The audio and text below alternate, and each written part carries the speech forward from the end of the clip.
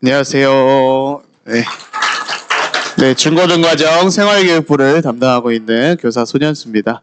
네, 감독까지 소개해 주시고 오늘 아까 목사님이 기분 좋게 드시면서 드시라 하셨는데 학교 폭력 예방교육이어가지고 드시다가 혹시 않으실까 좀 걱정이 되긴 하는데 괜찮습니다. 그래서 학교 폭력 예방 사실 이게 매년 꼭 해야 하는 교육이기 때문에 내용은 사실 작년에 들으셨던 분 입장에서는 거의 똑같을 수 있다라고 보실 수 있는데 마지막에 이제 올해 좀 개정된 내용들이 좀 있어서 그 부분을 좀 더 집중해서 보시면 좋겠고 또 하나님께서 우리에게 만각의 은사를 허락하셨기 때문에 매번 들어도 새로운 교육같이 들으실 수 있을 거라 믿음으로 교육하도록 하겠습니다. 그래서 오늘 학교폭력 예방교육입니다. 먼저 학교폭력의 정의와 사례를 간단하게 보면요. 사실 이 사진은 이제 작년에 교육 들으셨던 분들은 다 아실 텐데 혹시 올해 처음 교육을 들으시는 분, 네, 이 사진 혹시 알고 계신가요? 네, 어떤 학생이 엘리베이터 안에서 이렇게 찍혀 있는 CCTV 사진인데 주저앉아서 상당히 어려워하고 있는 모습을 보이는 사진입니다. 이 사진은 언제냐면 2011년 대구 중학생 집단 괴롭힘 자살 사건이 있었을 때 그 학생이 자살을 하러 올라가는 CCTV에 찍힌 그 장면입니다. 이 사건이 뭐 CCTV에 이렇게 장면이 찍힌 부분도 되게 심각하게 느껴지지만 이 학생이 되게 똑똑한 학생이었어요. 중학교 학생인데. 그래서 본인이 죽기 전에 자살을 결심하기 전에 유서를 써놓은 것들이 언론에 공개가 되면서 상당히 더 논란이 되었습니다. 심지어 유서를 한 번 쓴 게 아니라 두 번, 세 번 유서를 썼어요. 그래서 그때마다 학교 폭력으로 너무 힘들어서 죽을 결심을 했다가 진짜로 죽지 못하고 또 다음에 유서를 또 쓰고 했던 내용들이 공개가 되면서 상당히 좀 논란이 됐습니다. 뭐 유서 내용 다를 엄청 깁니다. 조금만 가져와 보면 아빠 매일 공부 안 하고 화만 내는 제가 걱정되셨죠? 죄송해요. 엄마 친구 데려온답시고 먹을 거 먹게 해준 제가 바보스러웠죠? 죄송해요. 형 매일 내가 얄밉게 굴고 짜증나게 했지 미안해. 그래서 되게 마음이 착한 학생인데 그 학교 폭력 괴롭히는 친구들이 집에까지 이제 찾아와서 뭐 먹을 걸 내놔라 뭐 해가지고 주기도 하고 뭐 내용을 보면 정말 심각한 내용이 많습니다. 뭐 전화선으로 막 목줄처럼 만들어서 끌고 다녔다느니 뭐 이런 부모님 욕을 정말 그 앞에서 계속 한다든지 뭐 이런 식의 너네 뭐 너 없어지면 뭐 집에 들어가가지고 내가 뭐 다 어떻게 해놓게라든지 뭐 이런 식의 얘기들이 많았고 맨 마지막에 마지막 부탁인데 저희 집 도어키 번호 좀 바꿔주세요. 몇몇 애들이 알고 있어서 제가 없을 때도 문 열고 들어올지도 몰라요. 죄송해요 엄마 사랑해요. 먼저 가서 100년이든 1000년이고 기다리고 있을게요. 정말 죄송해요. 뭐 이런 식의 내용을 남기게 되었습니다. 너무 가슴 아픈 일이죠. 그래서 이것 때문에 정치계에서도 학교폭력의 문제가 정말로 심각하다. 너무 심각하다는 이유로 이 사건을 계기로 학교폭력 예방 및 대책에 관한 법률이 개정되어서 오늘 저희가 보고 있는 학교폭력법이 이때 크게 한번 개정이 되었다라고 보시면 되겠습니다. 법률이 이렇게 되게 길게 써 있는데요. 여기서 주황색으로 좀 이렇게 하이라이트 된 부분만 읽어보면 학생을 대상으로 신체, 정신 또는 재산상의 피해를 수반하는 행위, 상대방이 고통을 느끼도록 하는 모든 행위, 상대방이 고통을 느끼도록 하는 모든 행위. 이게 모든 영역에서 고통을 느끼도록 하는 행위를 학교폭력이라고 법률에서 정의를 하고 있고요. 이거는 이제 특별법입니다. 그래서 기존에 있었던 형법보다 앞서 적용되는 특별법으로 이러한 것들이 적용이 되어 있다라고 보시면 되겠습니다. 간단하게 말하면 이렇게 정리를 할 수 있을 것 같아요. 학생을 대상으로 신체, 정신, 재산상 피해를 주었을 때 상대방이 고통을 느끼는 모든 행위가 법률적으로 이제 학교 폭력 행위로 이제 지정이 된다라는 겁니다. 그런데 상당히 좀 법을 해석하는 데 있어서 좀 어려움이 있는 부분이 있어요. 뭐냐면은 고통을 느끼는 모든 행위가 학교 폭력이기 때문에 상당히 피해자 입장에서 고통받았다라고 이야기를 한다면 학교 폭력으로 이제 신고를 할 수도 있고 학교 폭력으로 법적으로 이제 법을 어긴 행위, 위법 행위가 될 수 있는 거기 때문에 어떻게 보면 학교 폭력이 어느 정도까지가 학교폭력이냐 명확한 증거를 제시하기가 상당히 어려운 부분들이 요 고통받는 모든 행위이기 때문에 나타나기도 합니다. 사례들을 좀 살펴보면요. 작년에 이제 학교폭력 실태조 저희 올해 4월 달에도 지금 한 달 동안 아이들 대상으로 실시하고 있는데요. 요거는 뭐 이제 누가 이제 학교폭력 피해를 당했다를 해서 이제 막 추적 조사를 할 수 있는 그런 게 아니라 그냥 아이들이 솔직하게 어떤 학교폭력을 당했는지를 이제 묻는 그런 실태 조사입니다. 요 내용을 보면은 사실상 2024년 1차 하면은 작년에 한 거 보면은 40% 정도가 언어폭력. 그러니까 이게 폭력을 당했다라고 경험한 친구들이 어떤 폭력을 당했냐를 조사한 내용인데 대부분이 언어폭력이 한 40% 정도 되고요. 신체폭력 15%, 사이버 7%, 성폭력 5%, 그 외 기타가 또 나머지를 이루고 있는 거 볼 수 있습니다. 그래서 상당히 아이들이 말로 이제 폭력을 당한 행동이 상당히 많았다라는 걸 볼 수 있고요. 학교폭력 신고 접수가 방금 말씀드렸듯이 고통을 느끼는 모든 행위이다 보니까 이게 법률적으로 약간 한계가 좀 드러나는 부분이 분명히 존재하는 것 같아요. 그래서 매년 이게 학교폭력 신고 횟수가 증가를 하고 있습니다.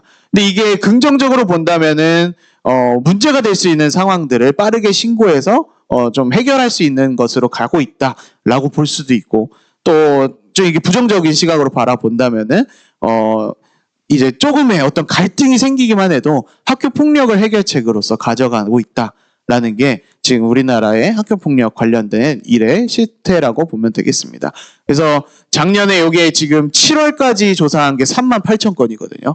그래서 이제 아마 작년 통합 합계가 이제 아직은 나오지 않은 것 같은데 6만 건이 넘을 거다 이렇게 보고 있습니다. 그리고 고양시는 전국에서 거의 최고로 많이 학교 폭력 신고가 들어오고 있는 곳입니다. 그래서 상당히 우리 안에 이 학교폭력 신고가 되게 빈번하게 벌어지고 있다라는 것들. 저도 이제 고양시 교육청에서 하는 그 연수 같은 걸 가면은 되게 막 고통받는 그런 선생님들 이야기들 많이 들려서 내가 되게 별 세상에 살고 있구나. 감사한 곳에서 이 업무 담당을 하고 있구나라는 생각도 좀 드는 것 같습니다. 사례를 좀 몇 가지 살펴보면요. A 학생이 B 학생을 원숭이라고 불렀다고 합니다.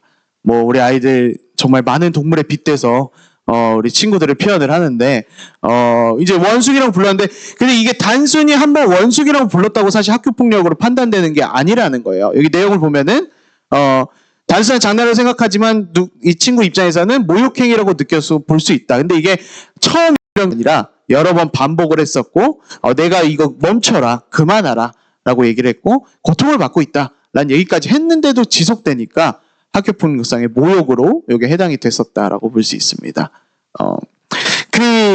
저희 부모님 세대 때만 해도 이런 얘기를 많이 하셨어요. 가서 맞고 오지 마라. 이제 맞으면 때려줘라 막 이런 얘기들을 많이 하셨는데 사실 현행 학교폭력 법상으로 보면은 상당히 이제 그렇게 되면 큰일이 나는 일이 됩니다.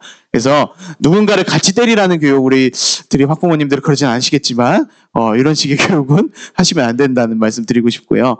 자신을 보호하는 방어적 행동은 정당방위로 인정이 됩니다. 그래서 공격과 방어와 교차하는 싸움은 정당방위 인정이 안 돼서 정말 아이를 만약에 교육하시려면 만약에 누군가 너를 때리기 시작했다면 맞기만 해라.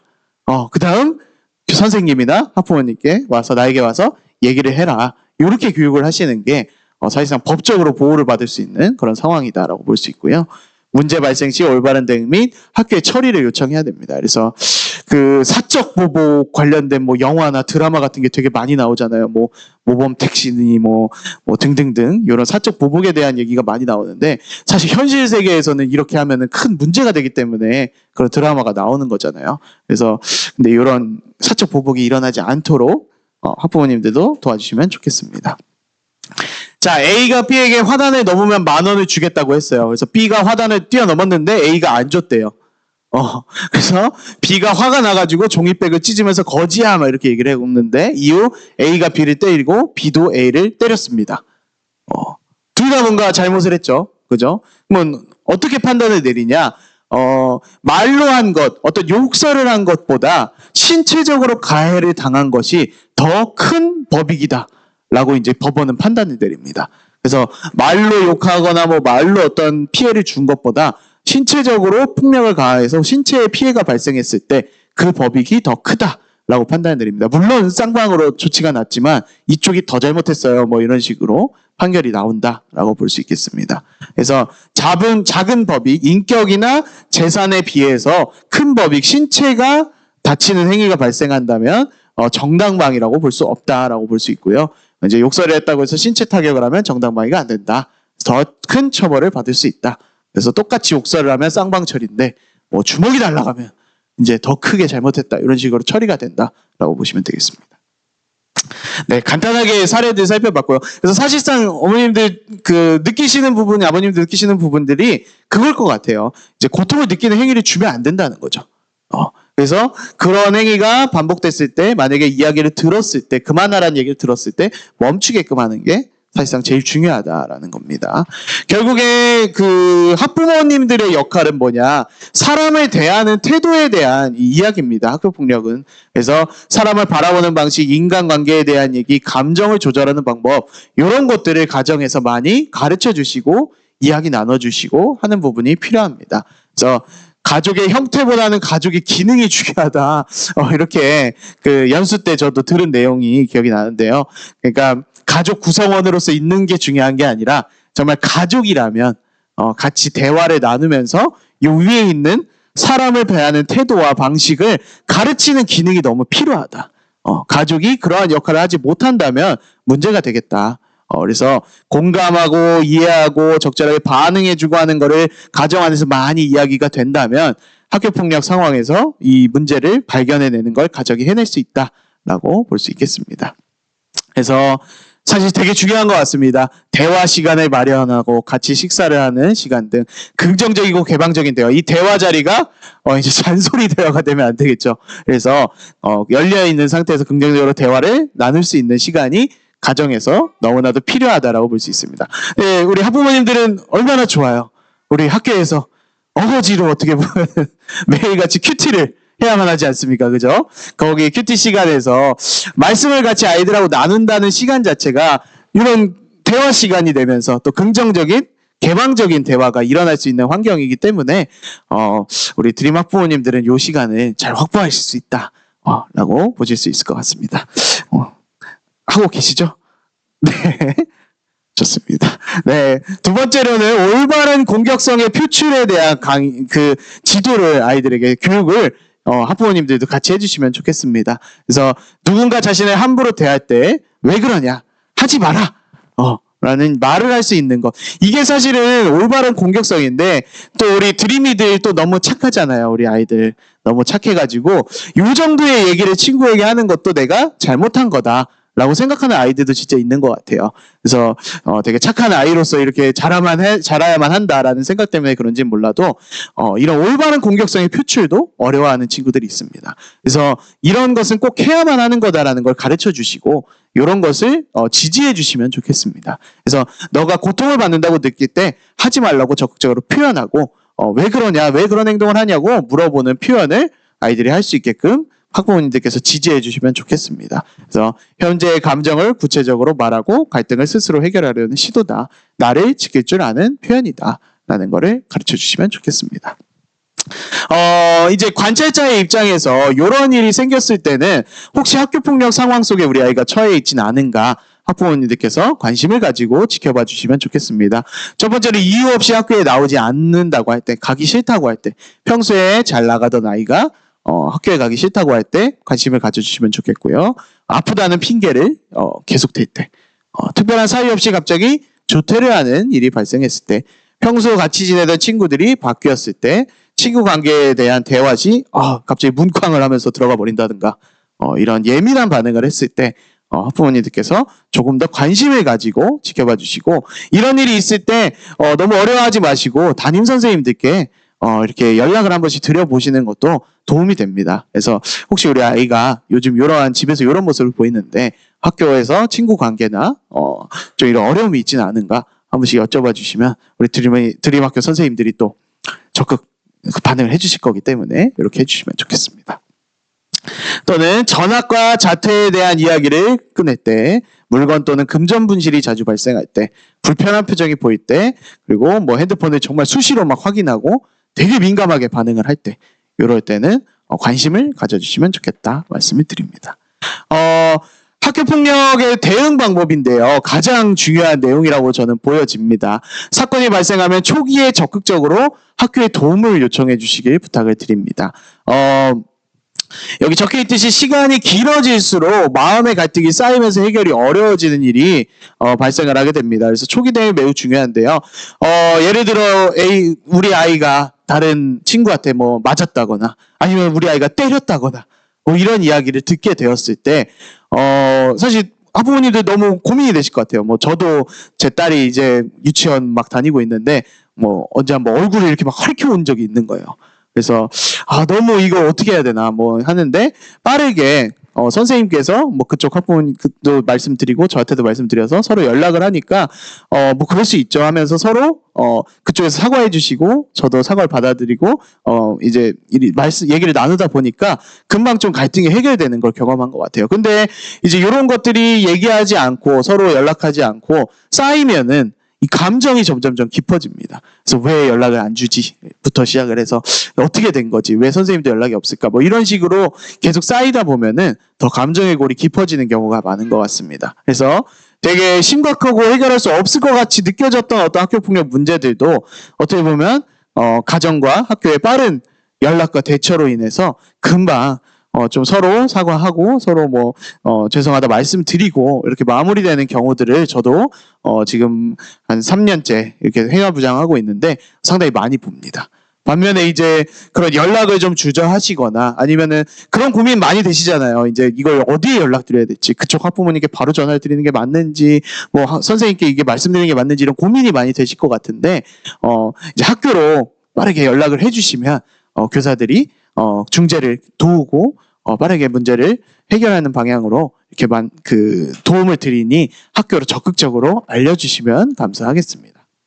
그래서 정말 이거 너무 중요합니다. 초기 대응이 정말로 중요하다. 이제 정말 크게 잘못되는 부분들이 사실 이런 부분이에요. 법적 문제로 이제 학부모님들이 휘말릴 수 있는 부분인데 A씨가 B 양을 찾아가서 나 누군지 알지? 앞으로 우리 딸 건들지도 말고 아는 체도 하지 말아라. 이제 학부모님들이 학생을 직접 찾아가서 연락을 하거나 이야기를 건네는 경우, 이게 또 드림학교에서도 간혹 발생할 수가 있을 것 같아요. 왜냐하면 막 한 9년, 10년 막 7년, 8년 막 이렇게 본 아이들이라 다 우리 집 아이 같고 다 내 집 애 같고 그런 친구들인데 그럼에도 불구하고 찾아가서 직접 학생이 이야기하는 경우가 이게 아동학대 이 명예훼손 이쪽으로 이제 기소가 될 수 있는 확률이 있습니다. 그래서 혹여나 그런 마음이 들더라도 학교를 통해서 또는 학부모님 간의 이야기를 통해서 이런 게 진행이 돼야지 이제 학교를 통하지 않고 이제 직접 찾아가서 말씀을 하시거나 이런 경우에는 이런 문제가 될 수 있다라는 것들 좀 생각해 주시면은 감사할 것 같습니다. 학교폭력법은 접촉금지라고 카톡 프로필 메시지를 이렇게 해놓아서 상당히 문제가 되는 일이 있었다라고 볼 수 있겠습니다. 네, 신고 체계는 저희 교사들은 학교의 모든 교사들은 이제 이런 학교 폭력을 의무적으로 신고받고 또 신고를 접수해야 될 교육을 받습니다. 그래서 학교의 모든 교사, 담임 교사뿐만 아니라 저 학교 폭력 담당 교사 등 모든 교사들은 학폭 신고에 대한 접수를 할 의무가 있기 때문에 모든 교사들에게 연락을 주시면 진행이 되고요. 또는 학교 내 학교폭력 신고함 저희도 설치돼 있고 117이 이제 학교폭력 신고센터입니다. 그래서 학부모님들도 이곳으로 전화를 하실 수 있습니다. 그리고는 학교 전담 경찰관도 저희 학교 배정 받으신 분이 있으셔서 그분께 연락을 드려도 됩니다. 그래서 신속한 신고는 학교폭력 해결의 지름길입니다. 이제 좀 사실 요거는 앞전까지 했었던 내용은 매년 거의 반복적으로 드리는 말씀이고요. 올해 좀 개정된 부분이 있어서 좀 가져와 봤습니다. 일단 학교폭력 사안 처리의 흐름도인데요. 이걸 다 교육하려면 이제 뭐 내일까지 이렇게 해야 될 수 있고 좀 보자마자 좀 답답함이 느껴지시죠? 그래서 간단하게 제가 이렇게 좀 바꿔봤습니다. 간단하게 일단은 처음에 학교폭력 사안이 발생하면 학교 전담기구, 저희 교사들과 학부모 대표님들로 구성된 학교 전담기구가 1차적으로 사안을 조사합니다. 근데 사실은 대부분 생활부장들이 초등생활부장, 중등생활부장들이 이 사안에 대해서 1차적으로 조사를 합니다. 그래서 학생을 만나서 학생들 간에 어떤 일이 있었는지 좀 조사서를 쓰기도 하고 학부모님들께 연락도 드리고 해서 1차 조사를 마무리하고요. 그 다음에 전담기구가 소집이 돼서 두 가지를 이제 결정을 하게 됩니다. 이게 작년에는 요 전담조사관 사안 조사라는 게 의무였어요. 경기도 교육청에서. 그래서 이게 뭐냐면은 전담기구가 학교폭력 제로센터라는 곳이 교육청에 있어서 전담 조사관이라는 분들이 계십니다. 이분들은 이제 전직 경찰관이나 퇴임한 교사분들 이런 분들로 구성이 돼 있는데요. 그러니까 외부 인사, 교육청 인사분이 오셔서 학교폭력 사안을 대신 조사해 주시는 역할을 하는 거예요. 그래서 목적은 사실 교사들이 이제 학교폭력 조사를 하고 막 이런 시간들이 너무 어렵고 힘든 과정이다 보니까 이제 교육청에 고용된 전문가 분들이 오셔서 대신 조사를 해주신다. 이게 이제 사실 도입의 목적이었는데 이제 엄밀하게 말하면은 이분들과 학생과의 만남 시간 조율을 다 교사가 해야 돼요. 그래서 결국에 학생과 뭐 학부모님과 전담조사관님과 시간 조율을 막 맞춰서 만들어야 되고 어차피 1차 조사는 이미 학교에서 해야만 했고 막 이런 부분이 있다 보니까 그리고 이제 외부의 어떤 분에게 학교의 일을 이렇게 전달하고 알린다는 게 학교에 대한 이해도가 높지 않은 경우에 오히려 좀 부담이 되는 일이 되잖아요. 그래서 사실은 이 부분이 좀 이걸 모든 거를 이렇게 해야 되냐 좀 어떤 큰 사안이고 꼭 전담조사관이 필요한 사안도 있지만 그렇지 않은 경우에는 그냥 자체적으로 해결할 수 있게끔 해줘야 되는 거 아니냐라는 의견들이 작년에 많이 나와서요. 올해는 전담기구에서 두 가지를 결정할 수 있게끔 되었습니다. 그래서 뭐 저희 드림학교 입장에 좀 특수성이 있잖아요. 저희 안에 어떻게 보면 신앙 공동체의 역할도 있고 좀 오랫동안 관계가 지속되어 온 가정들이 많기 때문에 사실 외부의 누군가가 오셔서 갑자기 저희의 어떤 사안들을 이렇게 얘기한다는 게 되게 부담으로 느껴져서 학교폭력으로 더 진행이 못된 부분도 있었어요. 사실은. 그렇지만 좀 요거를 학교 안에서 선택할 수 있게끔 올해부터 선택지가 바뀌었다는 점이 좀 저희 입장에서는 좀 긍정적으로 볼 수 있는 부분이 있다라고 볼 수 있겠습니다. 그래서 이 갈색으로 된 거는 교육청에서 담당해 주는 거고요. 이 파란색으로 돼 있는 거는 학교 교내에서 담당하는 거라고 볼 수 있겠습니다. 그래서 교내 전담기구에서 요거는 전담조사관을 부르자 아니면은 교내에서 조사를 마무리하자를 선택할 수 있게 돼서 두 가지 중에 하나를 선택하게 되고요. 둘 다 마찬가지입니다. 교내에서 조사를 했거나 전담조사관이 조사를 하거나 보고서를 받게 됩니다. 이걸 가지고 다시 한번 교내 전담기구와 모임을 갖습니다. 그래서 모임을 가져서 이 사안이 학교장 자체 해결로 마무리될 사안이냐 아니면은 교육청에 있는 심의위원회로 가야 될 상황이냐를 결정하게 되는 게 그 다음 과정입니다. 이 다음 과정이 어떻게 되냐? 자체 해결은요, 학교폭력 법률상의 어떤 조치사항을 이행하는 걸로 마무리되지 않고요. 이건 교내에서 어떤 지도나 상담 또는 어떤 교육 프로그램 같은 거를 이렇게 하게 되는 게 자체 해결로 마무리가 되는 거고요.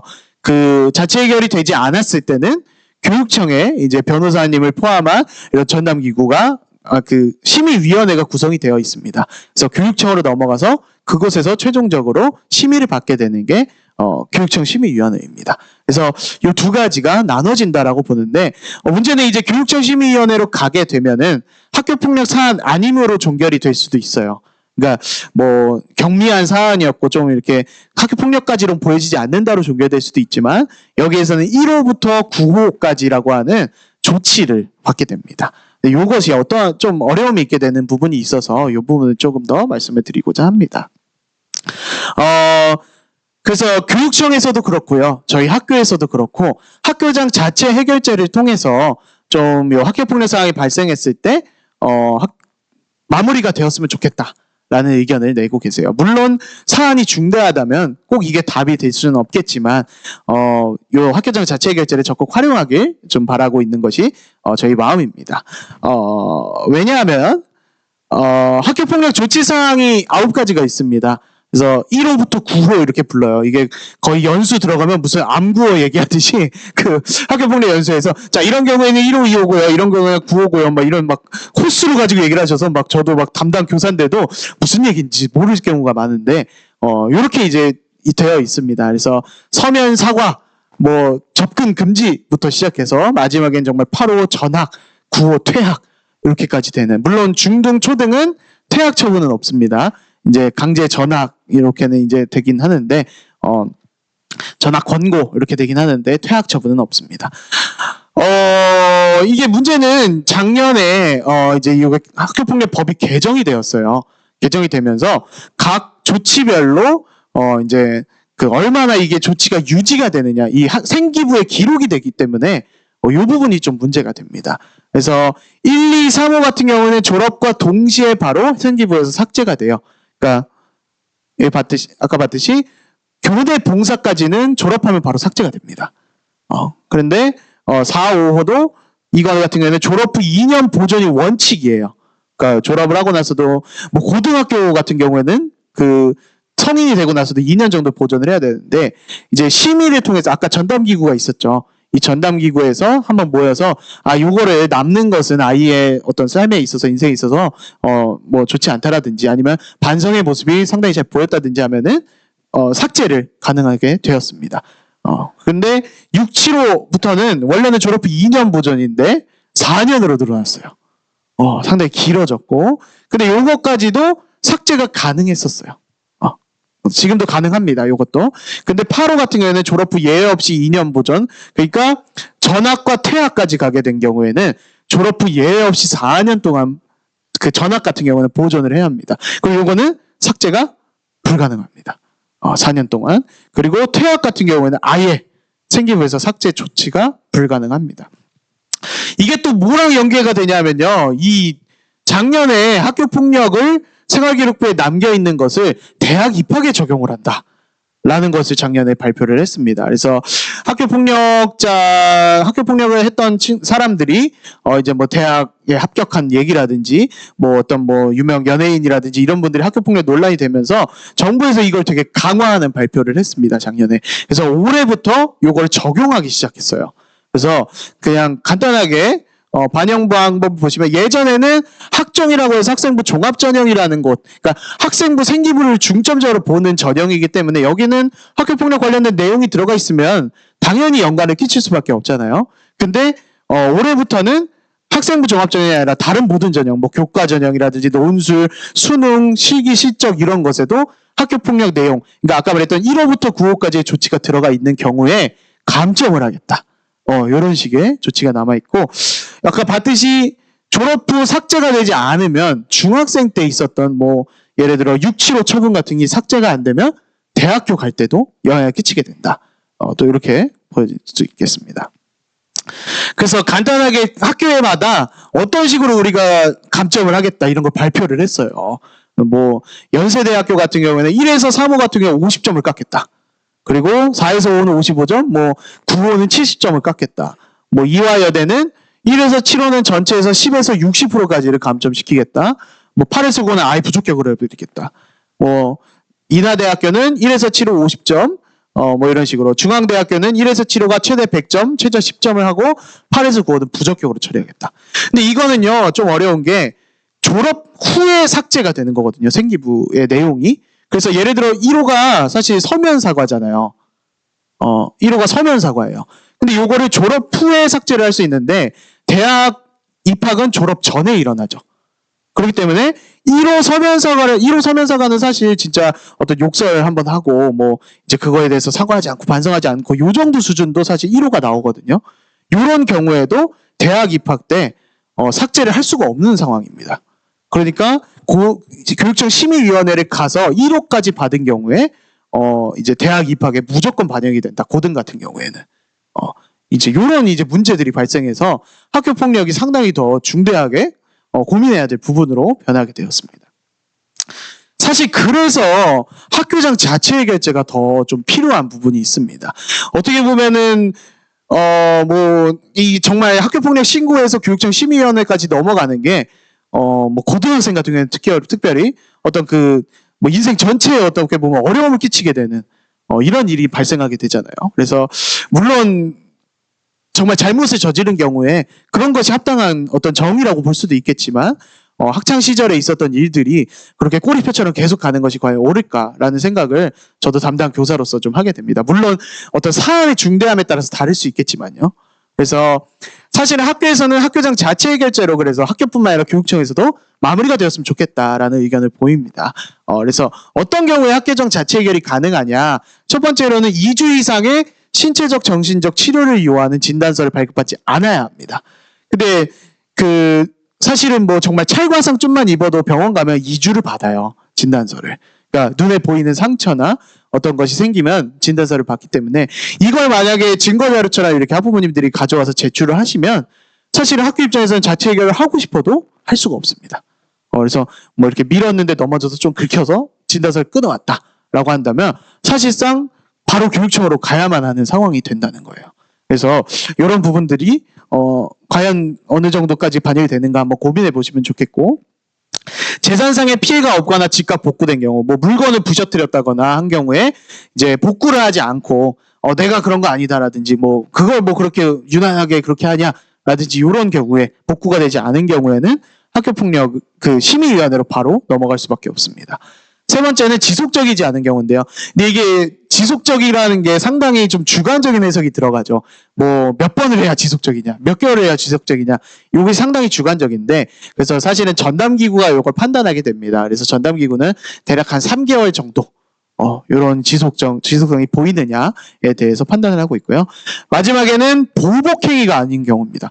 이게 상당히 이런 일이 많습니다. 이제 A가 B를 이제 이렇게 뭐 신고를 했는데 사실 A가 예전에 B한테 그랬던 것 지금 얘가 이런 이유는 예전에 A가 B한테 그랬기 때문이다 라고 해서 보복성으로 신고가 벌어지는 경우가 다반사예요. 근데 실제로 여러분 학생 사안이라는 게 뭐 어떻게 정확히 피해 가해가 딱 나눠지지가 않잖아요. 우리 인생이라는 것도 그렇고요. 그래서 사실 그렇지 않은 경우에 쌍방으로 약간 신고가 보복적으로 들어온 경우에는 사실상 학교폭력심의위원회로 갈 수밖에 없다. 교육청으로. 그래서 이런 것들이 문제다. 그리고 결정적으로 네 가지가 모두 충족돼야 학교장 자체 해결제가 가능한데요. 여기에서 사실 더 큰 거는 뭐냐? 피해 학생 학부모 측에서 동의를 해줘야만 가능합니다.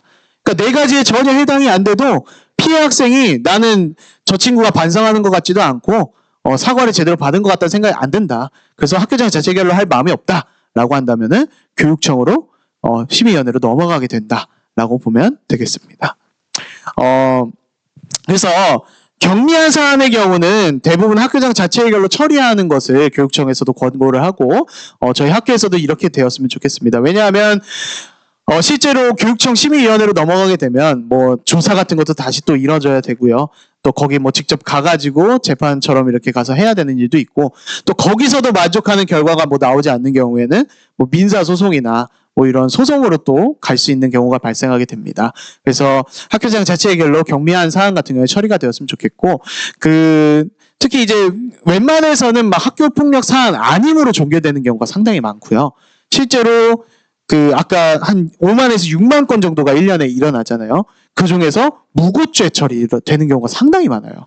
이제 실제 심의위원회까지 갔더니 이제 허위 신고였다든지 뭐 이런 경우가 상당히 많습니다. 그래서 우리 안에서 좀 이런 어떻게 보면 회복을 원하는, 좀 사실 관계를 회복하고 좀 이런 사안이 재발되지 않고 이런 부분들을 우리가 원한다면 학교장 자체 해결로 마무리된다면 훨씬 더 좋지 않을까라는 생각이 듭니다. 그래서 학교장 자체 해결제는 아까 말했던 1호에서 9호까지의 조치는 없어요. 그렇기 때문에 생활기록부에 따로 기재가 되지는 않습니다. 그래서 이렇게 마무리가 되는데, 네, 제가 생활교육부 교사들이 한 700~800명 모여있는 카톡방에 들어가 있거든요. 근데 여기에서 어떤 얘기를 하시냐면 이런 얘기를 하세요. 학교장 자체 해결제로 끝나고 학교에서 제가 이 교육을 하기 전에 한번 여쭤봤어요. 조치가 1호에서 9호까지의 조치가 없는데 그럼 학교에서는 뭐 가해 학생에 대해서 어떤 뭐 지도나 교육 같은 걸 할 수 있는 게 있느냐라고 물어봤더니 대부분의 선생님들이 뭐라고 얘기하시냐면은 하지 마세요 이러는 거예요. 왜냐하면 학교장 자체 해결로 종결이 됐는데 그 이후에 종결된 사건에 대해서 그 가해 학생에 대해서 지도를 하면 그 학부모가 왜 우리 애 끝났는데 지도하냐 라는 식으로 민원을 넣을 수 있다는 거예요. 근데 그 얘기 듣는데 너무 마음이 힘든 거예요. 사실 학교는 처벌하는 기관이 아니잖아요. 학생을 지도하고 교육하고 가르치는 것이 학교인데 사실 그것 자체가 또 민원 사안이 된다는 얘기에 너무 가슴이 아프더라고요. 근데 저는 드림학교에서 사실 생활교육부를 맡고 하면서 사실 학교에서 교육하고 지도한다는 것으로 민원을 받은 적은 없거든요. 왜냐하면은 그렇게 믿기 때문에 드림학교에 학부모님들 보내셨다는 생각 때문에 문제 상황이 있으면 학교가 계속해서 교육하고 지도해야 되는 게 당연하다고 동의를 해주신다고 저는 생각을 해요. 근데 이제 그런 부분 자체가 이제 거의 어떻게 보면 민원 때문에 하지 말아라가 되는 상황이니까 차라리 심의위원회 넘기라는 거예요. 그래서 그런 마음들을 가지고 이제 근무하고 계신 선생님들이 참 가슴이 아픈 생각이 들더라고요. 그래서 우리 안에는 그래도 그 정도의 교사가 학생을 위한다고 사랑으로 얘를 이렇게 가르치겠다는 그런 마음은 학부모님들이 좀 동의가 되어 있기 때문에 더 좀 믿음으로 이런 자체 해결로 마무리되고도 교육과 지도를 할 수 있지 않을까 이런 생각을 좀 하게 되었습니다. 그래서 학생의 갈등 또는 경미한 학교 불량 발생 초기에 학교장 자체 해결제를 적극 이용해 주시길 바란다로 이렇게 좀 마무리가 됩니다. 아까 했던 내용이고. 네, 이제 교육을 좀 마무리하도록 하겠습니다. 꼭 기억해 주셔야 될 것들 몇 가지만 한번 같이 좀 읽고 마무리를 하면 좋을 것 같습니다. 네, 한번 읽어보시죠. 시작. 신속한 신고는 학교폭력 해결의 지름길. 네, 마음의 감정의 어떤 골이 더 쌓이고 깊어지기 전에 빠르게 학부모님들께서 담당 선생님, 저나 담임 선생님께 연락해 주시는 것 정말 작은 문제가 더 커지지 않게끔 하는 어떻게 보면 우리 안에 사랑과 용서로 해결할 수 있게 해주는 가장 큰 방법이라고 봅니다. 두 번째, 시작. 부모님의 생각이 바뀌면 아이들에게 기적이 일어납니다. 아까 말씀드렸듯이 가정의 기능, 대화와 소통, 또 지시적 대화가 아닌 아이들의 생각을 충분히 들어줄 수 있는 그런 가정을 만들어 주시는 건 너무나 중요합니다. 네, 세 번째, 시작. 사람을 대하는 방법에 대한 교육. 그렇죠? 이제 어떻게 인간 생활이 모든 게 내 맘대로 되겠어요. 그렇죠? 당연히 따라오는 인간관계 속에 따라오는 고통도 당연하겠고요. 또 그 안에서 내가 어떻게 표현해야 될지, 정말 내가 너무 고통으로 느껴지는 행위가 반복된다면 올바른 공격성의 표출로 그 아이를 대하고, 또 반대 입장에서 내가 어떤 폭력적인 생각이나 언어가 나오려고 할 때 어떻게 내 마음을 조절할 건지, 정말 심호흡이나 이런 걸로도 충분히 해결할 수 있다는 걸 교육해야 된다라고 볼 수 있겠습니다. 네, 마지막으로 한번 읽어주시죠. 시작. 좋은 세상을 만드는 가장 쉬운 방법입니다. 네, 좋은 세상을 만드는 가장 쉬운 방법입니다. 요거까지는 뭐 교육청에서 해준 얘기고요. 사실 뭐 최근에 제가 그 회복 탄력성이라는 책을 읽으면서 어떤 문구 하나가 되게 마음에 엄청 와닿는 게 있었어요. 뭐냐면은 그 책에 나오는 내용이 결국에 인간은 긍정적인 생각을 서로 공유할 때 그 도파민보다 더한 진정한 행복이 뇌 회로에서 나온다고 합니다. 근데 그 책을 읽으면서 든 게 그리스도인이라면, 그리스도인의 공동체라면 그냥 그걸 타고났다라는 감사함이 되게 느껴지더라고요. 우리가 모여서 되게 어렵고 힘든 일을 이야기하지만 그 안에서 긍정성을 발견하잖아요. 하나님께서 이걸 통해 우리에게 주신 이 시련을 통해, 이 어려움을 통해 어떤 하나님의 메시지가 있을 것이다, 어떤 긍정적인 결과를 가져올 것이다라는 이야기를 아무렇지 않게 어떻게 보면 신앙인들은 모여서 나누게 되는 걸 봅니다. 저도 이런 생활교육부에 담당을 하면서 전화 드릴 때마다 너무 제 전화가 무서운 전화예요. 너무 힘든 마음으로 전화를 드립니다. 그렇지만 대화를 나누고 그 마무리까지 가게 되면 결국엔 이걸 통해 하나님께서 우리 아이를 변화시키고 직면하게 하시고 긍정적으로 이끄실 거라는 이야기로 마무리가 돼요. 대화를 하다 보면. 저도 물론 그런 마음으로 교육하고 기도하고 사랑하고 지도하기 때문에 그렇게 마무리가 됩니다. 근데 우리가 그것을 나눌 수 있는 공동체라는 것 자체가, 여기 정말 좋은 세상이라고 썼지만 정말 그게 긍정적인 행복할 수 있는 그런 하나님 나라 공동체를 만들 수 있는 방법이지 않을까, 이런 생각을 또 하게 되면서 학교폭력교육 마치도록 하겠습니다. 감사합니다. 선생님 잠깐 들어가지 마시고 제가 학부모라면 궁금할 만한 거 몇 가지 질문하면 대답 좀 해주실 수 있겠어요? 질의응답을. 네, 질의응답을 손 들고 하기 쉽지 않으시니까 제가 좀 하다가 제가 잘 못하는 것 같으면 손 드시면 돼요. 궁금한 게 광성드림학교에서는 실제로 학교폭력에 관련해서 이렇게 신고한다든지 교육청 간다든지 그런 사례가 얼마나 될까요? 일단 제가 3년 동안 제가 드림학교 온 지가 올해 9년 차인데 9년 동안 학교 폭력 그 중고등 과정입니다. 중고등 과정이 한 3번 정도 경험한 것 같아요. 3번. 그런데 3번 중에 2번은 여기 나왔던 학교장 자체 해결로 이제 충분히 사과하고 이렇게 마무리가 되었고요. 한 번 같은 경우에는 뭐 이제 교육청까지 갈 상황인데 그거는 학교 내에서 벌어진 게 아니라 학교 외에서 벌어졌던 일이라서 좀 그렇게 학교장 자체 해결로 마무리는 안 된 부분이 하나 있었습니다. 그 이제 1년에 3만 건, 4만 건, 5만 건씩 있는데 우리 학교는 3년에 3건 정도 있었던 거죠. 그런 건가요? 4년에서 4년에 3건 정도. 초등에서는 좀 없었던 것 같아요. 근데 우리 학생들이 바로 신고를 하면 좋은데 아이들이 불편함을 이렇게 선생님께 호소했을 때 담임 선생님들 입장에서는 항상 애들이 그러니까 어떻게 보면 이제 그 담임 선생님 입장에서는 야 너나 좀 잘해라 약간 이런 식으로 이렇게 특별한 일도 아닌데 하면서 담임 선생님이 뭔가 나빠서가 아니라 선생님이 이제 아이들 지도하다 보면 진지하게 좀 안 듣는 것 같아서 아이들이 좀 말을 하다가 아 내가 괜히 말했나 싶기도 하고 부모님한테 말할 일도 아닌가 싶으면서 되게 주춤해지는 경우들이 좀 있거든요. 그래서 누적되는 경우가 있는데 뭐 혹시라도 그렇게 아이가 얘기한다거나 그럴 때는 어떻게 좀 집에서 얘기하면 좋을까요? 네, 일단 뭐 담임 선생님이 그러면 사실 이제 단계가 어떻게 보면은 담임 선생님이 처음에 1단계고요. 그 다음에는 학교 안에 사실 다른 분들께도 좀 말씀 나눌 수 있는 공간이 있잖아요. 뭐 제가 담당하고 있고 뭐 초등에 양민아 선생님 계시고 또 우리 상담 선생님 목사님도 계시고 뭐 교감 선생님 하는 분들 뭐 찾아가서 좀 어떻게 이 상황을 좀 대처해야 될까 뭐 이렇게 한 번 더 말씀해 보시는 것도 좋을 것 같습니다. 부모님이 그럴 때는 담임 선생님하고 얘기를 하는 게 또 좋을까요? 그럼요.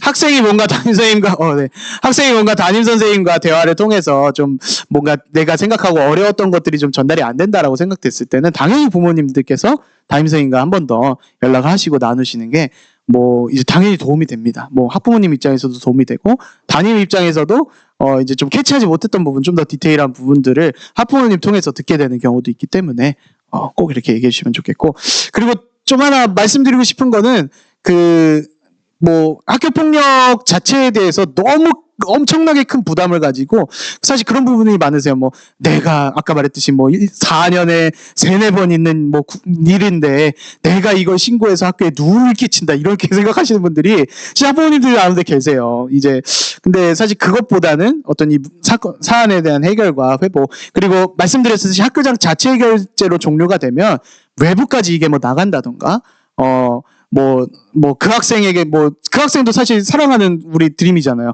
그 학생에게 큰 위해가 된다거나 이러지 않기 때문에 이제 어떻게 보면 이렇게 하는 것이 오히려 교육적으로 더 도움이 될 수도 있다라는 생각도 하게 됩니다. 네. 그러니까 너무 부담 갖지 않아 주시기 바랍니다.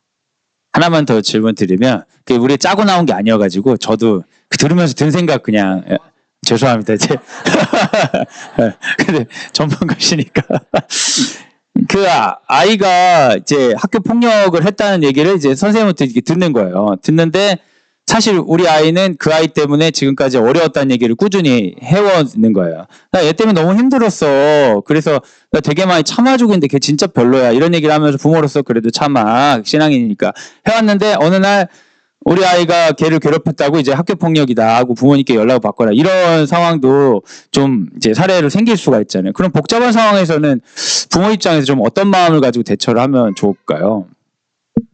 정말 어려운 질문 주시네요. 근데 이게 거의 다예요. 사실 드림학교 상황은 뭐 정말 전 중고등에 있으니까 뭐 7, 8, 9년, 10년, 11년, 뭐 12년 본 친구들이기 때문에 뭐 어떤 사건이 그 당시 그것 하나만 가지고 일어나지 않거든요. 그러니까 서로 갈등이 뭐 초등학교 4학년 때 있었던 일 막 이런 거부터 막 나오고 막 3학년 때 제가 저한테 그렇게 했기 때문에 저는 계속 쌓여 있어 막 이렇게 나와요. 그렇기 때문에 이 갈등이 사실은 계속 누적돼 온 것들이 이렇게 벌어져서 대부분 이런 일이 발생합니다. 사실 그래서 뭐 신고가 진행되면서 바로 막 학교폭력 사안으로 접수해서 이렇게 신고해서 뭔가 진행하기보다는 대화를 진짜 많이 하게 되는 것 같아요. 그래서 아이들끼리 불러서 그 친구들 간에도 대화를 하기도 하고 학부모님들과도 대화를 하고 하면서 좀 정말 회복적 생활 교육이라고 저희가 하면서 하는 부분이 있는데, 그렇게 서클을 통해서나 아니면 정말 대화를 통해서나 좀 갈등에 대한 부분을 좀 확실하게 좀 내려놓고 이제 그 사안에만 집중해서 이제 마무리할 때도 있고요.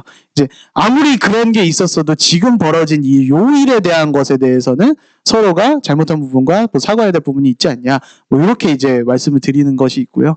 이제 아까 보셨듯이 만약에라도 이제 그게 뭐 보복성으로 이렇게 진행이 되면 사실은 이게 학교에서 처리할 수도 없는 일이 돼버리거든요. 그래서 사실 그렇게 되지 않기 위해서 어떻게 보면은 좀 딱 일어났던 그 사안, 그 행위, 이런 것에 좀 집중을 해서 이제 문제를 좀 해결하고 교육하고 이렇게 좀 하고 있습니다. 네, 식은땀이 나네요. 네. 지난 일들을 다 소급해서 하진 않는다. 그 사안 가지고만 하니까 지난 일이 억울하면 그때 해라.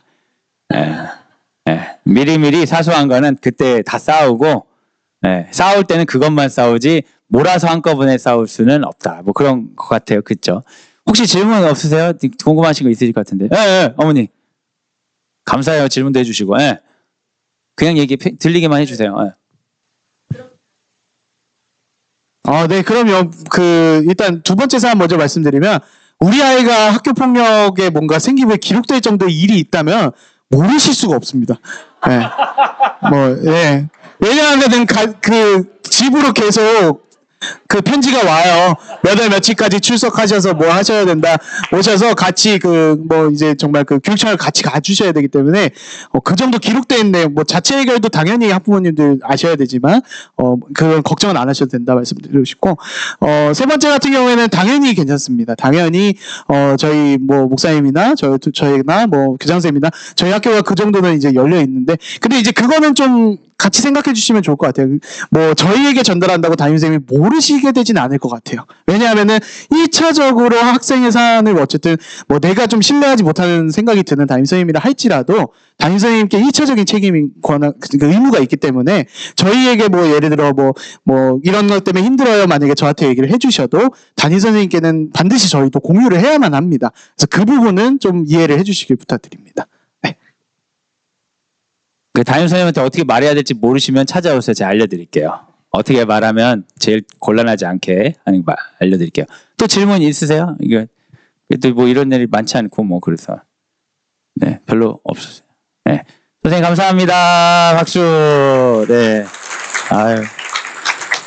우리 손 선생님이 이제 생활부를 이렇게 하시면서 내년에는 바꿔달라고 보직을 그러셔서. 오래 하시라고 그랬죠, 뭐. 제가 뭐 보직 정한 사람은 아니지만, 오래오래 하시라고, 고통을 왜 다른 사람이 주려고 하냐고, 그냥. 여기가요, 다른 학교랑 좀 다른 부분이 있어요. 일반적인 학교는 인간관계가 생각보다 누적되지가 않아요. 그 학교를 중심이 아니라 생각보다 학원 중심이에요. 학원 같이 다니는 애들이랑. 걔네들이랑 오래 가고 학교 애들은 1년마다 새로 바꾸는 거예요. 그래서 학교에서는 신분 세탁을 매년 하기 때문에 이제 학폭 문제가 있으면 학폭의 목적은 우리 아이가 피해를 안 보는 것인 분들도 있어요. 우리 아이가 그런 일도 안 당하면 되겠다라는 분도 있지만 어떤 분들은 그 상대 아이를 학교에서 몰아내는 게 목적인 경우가 꽤 많이 있어요. 그리고 여러분 학교폭력 문제가 한번 이제 사안하면 교육청에서 대부분 경미하게 떨어집니다. 진짜 큰 사건이면 정말 크죠. 그건 모두가 아는데 대부분은 처벌 자체가 경미하게 떨어지기 때문에 만족하지 못하고 민사로 가는 경우가 많고요. 민사로 가면 가만히 있어요? 같이 또 맞고소를 하고, 그래서 어떤 경우들이 있냐면 애가 이제 중학교에 왔는데 뭐 5학년 때 학폭을 계속 가지고 있는 해결이 안 되는 아이들도 있고, 이제 어쨌든 학교에서 쫓아내는 걸 목적으로 하다 보면 약에 받쳐가지고 점점 힘들어지고, 그렇죠. 그래도 상관없는 게 오래 지나면 내년은 또 새롭게 시작하니까 그런 게 있거든요. 그러니까 일반 학교는 소송이 심한 데들은 굉장히 심해요. 그리고 덕분에 이제 변호사분들이 학폭 때문에 굉장히 부응했어요. 학폭이 법이 바뀌면서 굉장히 돈을 많이 벌게 된 거예요. 여러분 아시죠? 변호사분들은 패소해도 그 상대편에서 돈 다 대주잖아요. 그 변호사는 손해보지 않는 게임이 학폭 게임이에요. 그래서 이게 그 일반적인 학교에서 나오는 것들은 이제 아까 얘기한 대로 선생님들이 법정 싸움에 휘말리지 않도록 어떻게 하면 연수 가면 고소당하지 않을지를 많이 배워요. 선생님들 이런 일 고소당할 수 있으니까 이렇게 하시면 안 되고요. 주로 저도 이제 학교폭력위원으로 가면은 고소당하지 않는 법을 가르칩니다. 네. 그러니까 학생들의 문제는 누가 해결하라는 거예요. 부모들이 알아서 해결하고 억울하면 민사소송하고 변호사랑 해결하고 학교엔 최대한 손해를 엮이지 않게 해달라는 게 사실 지금 교육부의 메시지예요. 되게 좀 어렵죠. 근데 아까 여러분 들어보셨지만 그 불편함을 주는 모든 행위가 폭력이라는 거예요. 근데 친구의 생긴 게 불편하면 어떡해? 에? 진짜로. 애가 숨 쉬는 게 불편하면 어떡해? 숨 쉬는 소리가 하는데 그게 너무 불편해. 그럼 어떻게? 그거 학교 폭력일까요? 학교 폭력 신고할 수 있어요. 예. 이게 사안으로 안 넘어가지만 신고할 수 있다고요. 근데 이제 부모님들이 그러니까 이 불편함을 어떻게 해야 되냐. 사실 여러분 사람이 옆에 한 명만 있어도 불편해요. 그러니까 다 신고거리예요. 다 신고거리. 기본적으로 학교에서 아이들은요 다 참고 지내고 있다는 걸 전제로 하셔야 돼요. 애들은 이 상황들을 다 참고 있어요. 힘든 걸 참으면서 배우고 있는 과정이죠. 그런데 이 고통이 굉장히 몰입이 돼가지고 전반적인 일상에서 집중이 잘 안 되는 경우가 있어요. 얘 때문에 힘들고 쟤 때문에도 힘들고 쟤 때문에도 힘든데 수업 시작됐으니까 그냥 수업해야지. 일상이 돌아가면서 그 고통을 매니지먼트하면서 갈 수 있는 상황을 학교폭력으로 보시면 안 돼요. 근데 어떠한 사안이 굉장히 중하게 느껴져서 이게 전반적인 매니지가 안 되고 거기에만 되게 몰입되어 있는 거야 아이가. 아 걔가 또 오늘 학교로 올까? 걔가 모르는 말을 할까? 이제 그런 일도 있고 수업에도 괜찮았다가 이렇게 왔다 갔다 하면서 살면 괜찮은데 어떤 특정한 고통이 장기적으로 지속되는 느낌이 있다. 그래서 일상에 방해가 된다 그럴 때는 얘기를 반드시 하셔야 됩니다. 근데 그렇지 않은 그 어려움 하나하나를 다 없애주려고 하시면 그러면 이제 그 학교를 안 보내시는 게 제일 좋죠. 네. 그러니까 어떤 사안을 판단을 잘 못하시겠다. 그럴 때는 선생님한테 애가 그런지 모르겠어요. 물어보시는 것도 방법인데 우리 입장이 그렇잖아요. 우리 선생님들한테 가가지고 일일이 다 얘기하면은 치맛바람이냐 뭐 이거 가지고 말을 하냐 이런 말을 하면 어떡해. 그것도 그런 사람으로 보이고 싶진 않잖아요. 그렇지 않아요? 괜찮아요? 괜찮은 분들은 뭐 얘기하시면 되는 건데 우리들 입장에서 예의가 있잖아요. 그리고 또 혹시라도 우리 이런 거 얘기했는데 선생님이 교무실에 가서 어떤 엄마는 이런 걸 얘기하더라고 이러면서 선생님들 사이에 소문 나가지고 우리 애 여기서 오래 다닐 건데 막 위학년 가서도 막 예민한 엄마 뭐 말 안 듣는 아이 이렇게 되면 어떡해. 그런 걱정 들지 않으세요? 네, 저는 그런 게 좀 있던데 제가 했던 이제 한두 마디의 말이 얼마나 커지는지 제가 되게 많이 경험했어요. 저는 아무런 나쁜 의도가 없었어요. 여하튼 그럴 때는 근데 마음이 불편한데 그냥 갖고 있지 마시고 그리고 이제 우리 그 생명존중 교육에서 나오는 건데 힘든 일 있을 때 친구랑 답을 찾지 말라는 얘기가 있어요. 문제만 커진다고. 학부모님들 중에 동료들하고 얘기해도 별 도움 안 돼요. 헛소리하는 분들이 많아요. 이게 교육 경력이 똑같잖아요. 짧으니까. 그러니까 선배들한테 물어보시거나 아니면 저를 찾아오시면 제가 이거를 담임 선생님한테 얘기하는 게 좋을지 아니면 이거 묻고 가는 게 좋을지를 제가 도와드릴 수 있어요. 네.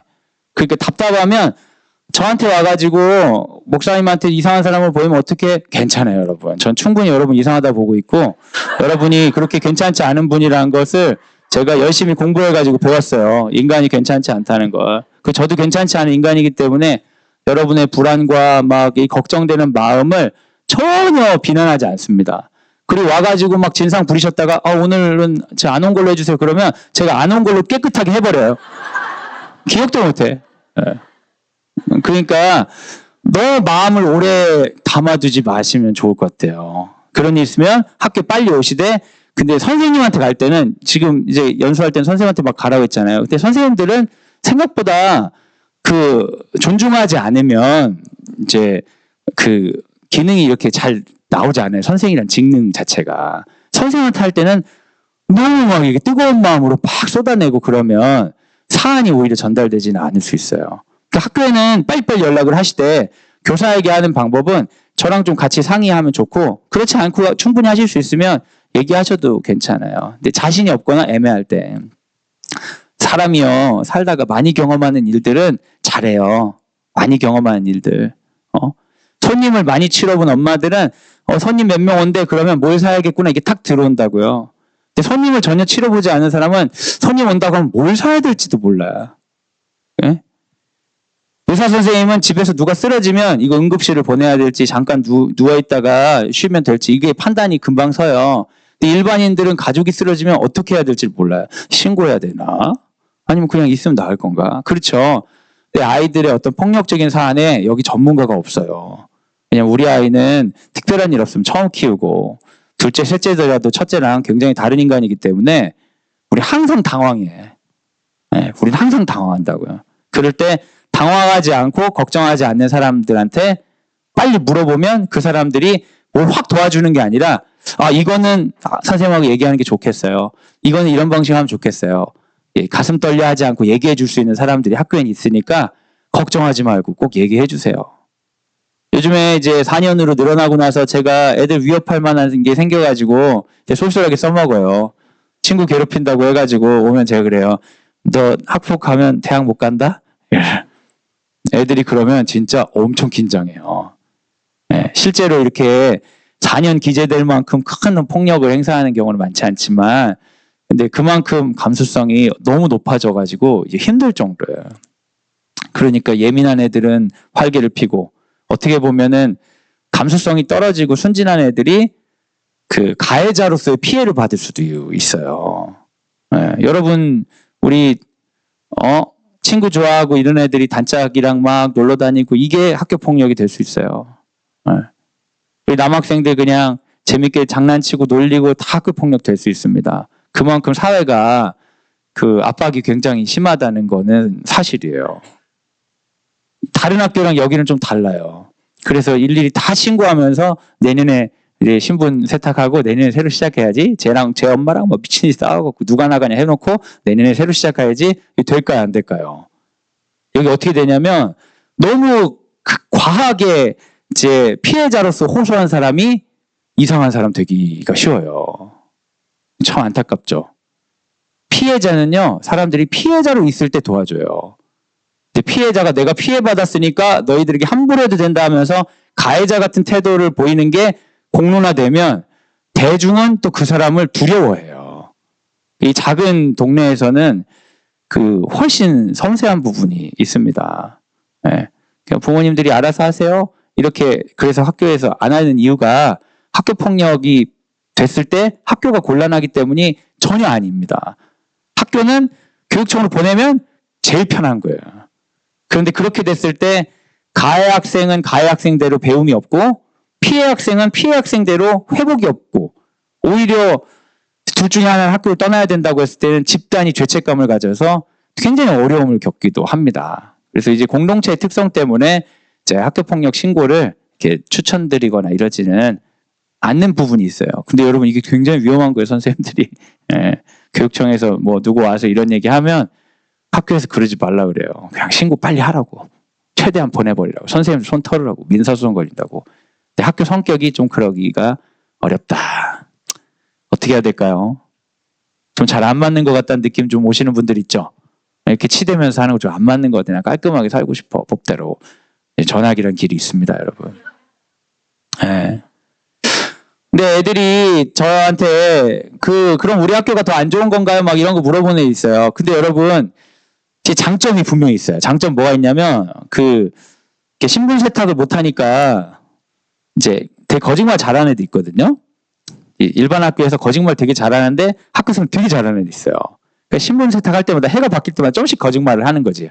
그 반의 아이들에게 맞춰가지고 그런 애들은 자기의 문제점을 전혀 모르고 커요. 근데 그런 애들이 언제 문제점을 겪어하게 되냐면 직장을 가거나 이 소규모 공동체, 가족 생활하거나 오랫동안 만나는 사람 만났을 때 자신의 연약함을 그때 직면하면서 어려움을 겪습니다. 그런데 그런 친구가 있었어요. 아주 착하고 잘 지낸다고 다른 학교에서 하다가 우리 학교로 왔는데 얘가 이게 살짝 거짓말을 하면서 신분 세탁하면서 예쁘게 이렇게 사는 애인데 대림학교는 살짝한 거짓말이 다 누적되는 거예요. 그래서 얘가 자기가 했던 거짓말에 자기가 삼켜져서 학교를 그만뒀어요. 근데 부모님은 이해를 못하는 거예요. 우리 아이가 한 번도 이런 피드백을 받아본 적이 없다. 우리 애는 너무 착한 아이다. 근데 사실 아니에요. 그 아이는 자기를 관리하는 방식으로 그렇게 해왔는데 드림학교는 아이를 그렇게 막 좋게만 봐줄 수 없고 그냥 있는 그대로 보기 때문에 그 드림학교에서 여러분 아이들을 잘 이렇게 관찰하면 장점이 뭐가 있냐면 단점일 수도 있는데 우리 아이에 대한 어떤 이상적인 희망이 빨리 사라진다. 네. 빨리 사라진다. 이게 장단점이죠. 하지만 여기서 훈련하는 게 나중에 학교 생활을 우리가 최종 목표로 하는 게 아니잖아요. 우린 직장 생활이나 가정 생활이나 소규모 사람들과 오래 사는 게 최종 목표니까 최종 목표에 가까운 인성교육을 할 수 있어요. 실제로 저희 애들이 졸업하고 가서 되게 이제 작은 그룹에서 잘 지내는 그런 것들이 있습니다. 그 여러분 이제 좀 더 어른스럽게 애들을 갈구면서 한번 갈 거냐? 아니면 너무 여긴 너무 막 너무 갈군다. 우리 아이 막 찍힌 것 같다. 막 너무 힘들다. 좀 더 자유롭게 가고 싶다. 밖에 나간다고 자유로운 게 아니에요. 책임을 스스로 지는 쪽으로 이제 가는 거죠. 근데 그런 거들 하시면 선택이 필요한데 전 여기 되게 좋은 것 같아요. 네, 여기 되게 좋은 것 같아요. 막 쉽진 않아요. 근데 솔직히. 애가 칭찬받는 애는 여기 너무 좋거든요. 근데 칭찬 안 받는 애는 매년 너무 힘들어요. 네. 그 마음 같아서는 칭찬받는 애만 남기고 칭찬 안 받는 애는 다른 학교로 가고 싶어요. 근데 그건 눈 가리고 아웅하기죠. 사실. 저기서 이제 칭찬 안 받는다 해도 사실은 이런 특성이 없어진 게 아니라 무관심해서 그런 건데. 그래서 아이가 좀 특별히 우리 남자아이 키우는 부모님들은 우리 기도회를 따로 좀 해야 될 것 같아요. 우리 아들들이 그 성품을 자기 가진 고유의 성품을 잃어버리고 다른 인간이 되도록 기도할 수는 없잖아요. 우리가 예?